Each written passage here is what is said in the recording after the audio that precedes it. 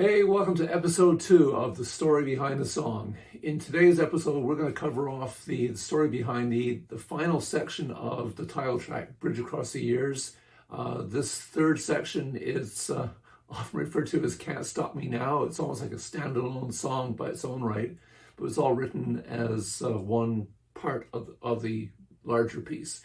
And what a nail biter this song was in the studio for a number of reasons. First of all, we'd run into a time deadline. I had intended to have the album finished by the end of March, primarily because when people pre-ordered the album back in the fall, I had told them it'd be ready by the end of March, and I do not like being late. Unfortunately, I dropped the ball in January. I didn't book studio time far enough in advance, and when we hit March, other bands had taken up both Michael, the engineer, and the studio, so we had, I think, one day in March, so that was not a lot of fun. Anyway, we hit April, and Michael's now starting to get really busy with other projects that he had booked, and we only had a very limited number of days available in early April to completely finish the project. That meant finishing any tracks that needed to be recorded, as well as do all the mixing. And if we didn't get it done within those handful of days we had, then the next availability was going to be late June. So we were really under pressure to get it done. And I figured, okay, this shouldn't be too bad, because I had left this section to the very end. It was the last piece to have any parts recorded, because I figured it was the most straightforward song on the album, should be really easy to do, which probably would have been the case if I had to start changing things once we were actually into it. So first of all, lyrically, this song, it's kind of autobiographical in a sense. It's me just celebrating the experience of finally doing this album after so many years of promising myself I was going to do it.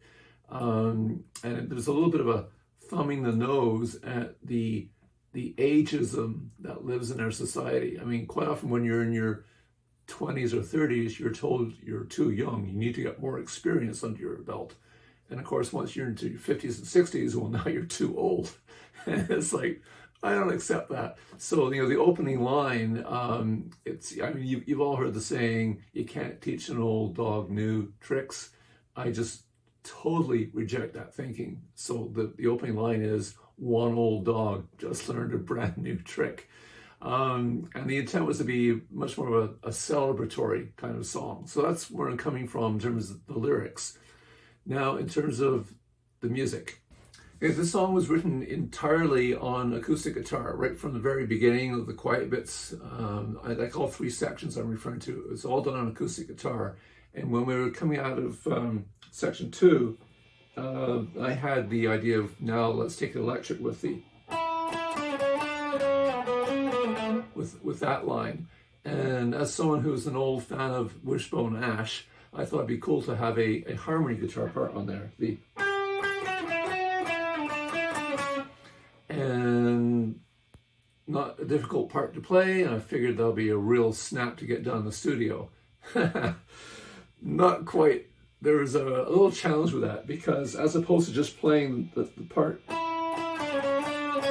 I was also including the open A string. So it's...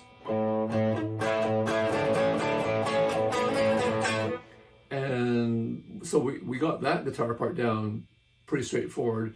But for the next part, I'm now moving down onto the G string. So to play that part and the open A string, I now have an open D string in the middle, which means if I'm trying to hit the A and the G, I'm also hitting the D at the same time, and it's just a bunch of noise. So at first what we did was we panned the first guitar part hard left, and then we just recorded the second part and panned it hard right, and it just didn't work. There needed to be that open A ringing on both of them, otherwise it just didn't sound right. So what to do? I considered just taking the D string off the guitar so it wouldn't be in the way. But before doing that, I thought, let's try instead of using a pick, let's try using my thumb and finger, and that kind of approach. The only problem with that is when you're picking a string with your thumb, it sounds very different than when you're hitting it with a pick and partially muting the string at the same time. So listen to, this is with the thumb, and this is with the pick and muting. It's just a very different sound. So we were kind of resigned to probably having to take the string off the guitar. And then Michael Crosshauer, the engineer, turns to me and says, "Why don't you play it on the D string instead of the G string?" Now, Michael doesn't have an English accent, but this is a total Spinal Tap moment. I mean, talk about stating the obvious. I had just got blinders on. I figured, well, the notes are here. And of course, on the guitar, you can play those notes wherever you want. You can play them on the B string if you want, or up here on the D string. So Michael, thankfully, is also a guitar player, so he just threw the obvious out, and then we just started playing on the D string. So I was able to get the harmony part in there. That all worked. So now we have those parts recorded, and once you're into the body of the song, the verse and the chorus, it's the same part. The only difference is the intensity. On the chorus, it's louder, and on the verse, it's a bit more muted.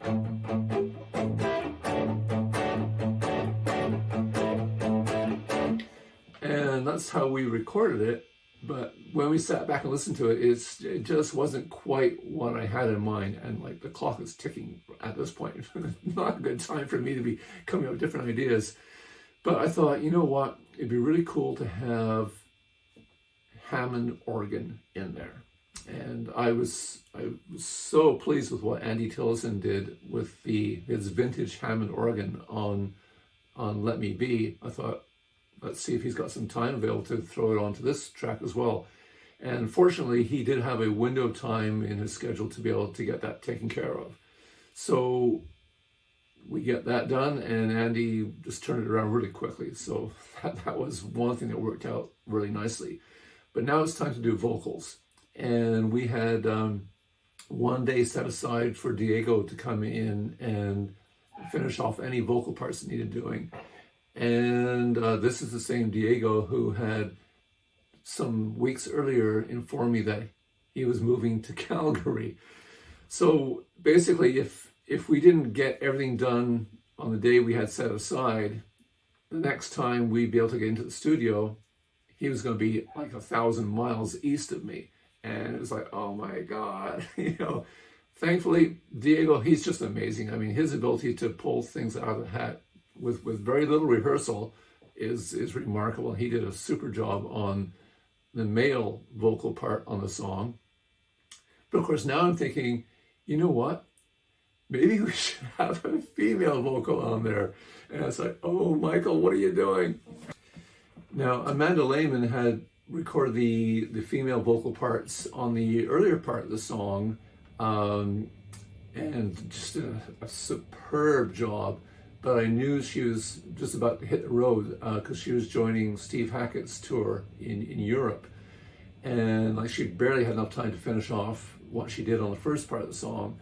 So I sent her a note asking if she had any time available to put down some parts on this section, basically knowing she was not going to be able to. And she gets back to me and says, oh, I'd love to, but I can't. I'm hitting the road in a couple of days.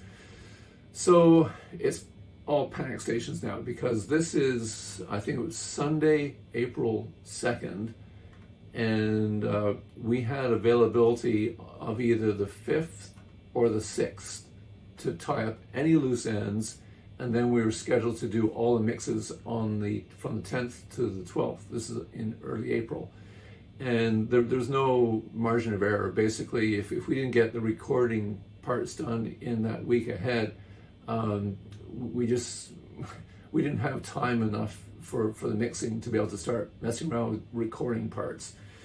So it's Sunday the 2nd, and I've got to find someone who can come in and do the female vocal parts on the song within the next couple of days.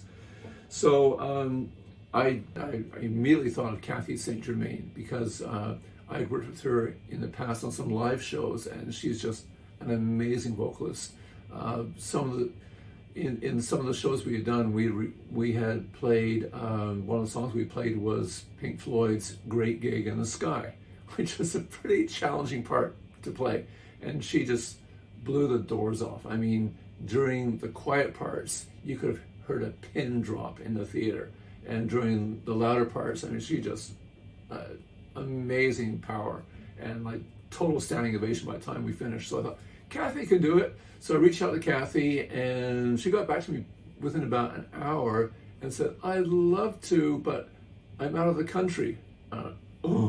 She was going to be back 10 days later, and that just wasn't going to work time-wise. So I'm now trying to think, okay, who do I know? Who can I reach out to that may be able to do it? And I'm just about to hit send on an email to someone else when, bing, another email comes into my inbox from Kathy saying, I do have access to a studio down here, if that would help. She was down in California at the time. I mean, who knew they had recording studios in California? And I thought, oh my God, that'd be awesome. So next step is she has to get hold of the studio owner on now early evening on a Sunday to see if there's any time available this coming week. And of course, the time slot available was end of day on Friday. Like, nothing like leaving things to the absolute last minute. And so what we arranged was for Kathy and I to have a Zoom call on the Wednesday to go over the parts and give her an idea of what I had in mind and where. But there was so much up in the air in terms of how to do things and how to structure the harmonies. So what we agreed to was that she would go in on the Friday afternoon, lay down parts, do a couple rough mixes of a few different ideas, and then fire them back to me. Then we'd review it and then finish off from there. That was the theory. In practice, it became clear that that was not going to happen because of the obligations I had in Vancouver that same time slot on Friday, and just the tiny window of time she's able to get in the studio in the States. It wasn't going to happen. So basically, I had to just go out with faith and trust her that she would intuitively figure it all out and get it done. And oh my God, what a job she did. I mean, when I got the mixes on Friday evening, the rough mixes on MP3, I was just blown away. I mean, everything I could have asked for and more. She just intuitively did such an amazing job. So I'm like in seventh heaven. Like, we got it done. We're all ready for mixing on Monday.